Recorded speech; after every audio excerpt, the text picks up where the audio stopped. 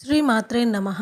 అందరికీ వారాహీదేవి అమ్మ ఆశీస్సులు ఉండాలని మనస్ఫూర్తిగా కోరుకుంటున్నానండి. ఈరోజు చెప్పబోయే మంత్రం వచ్చేసి మనం మంగళవారం కానీ శుక్రవారం కానీ అష్టమి తిథుల్లో కానీ అమ్మవారి అనుగ్రహం కోసం ఈ మంత్రాన్ని అయితే జపించాలండి. అలాగే ఈ మంత్రాన్ని ఇప్పుడు చెప్పిన రోజుల్లో 9 సార్లు కానీ 11 సార్లు కానీ 21 సార్లు మీకు ఎన్నిసార్లు కుదిరితే అన్నిసార్లు అనేది జపించండి. ఉదయం సాయంత్రం, ఉదయం అయితే బ్రహ్మముహూర్తంలో, సాయంత్రం అయితే 7 గంటలు లేదా 10 గంటలు దాటిన తర్వాత అలా జపించవచ్చు.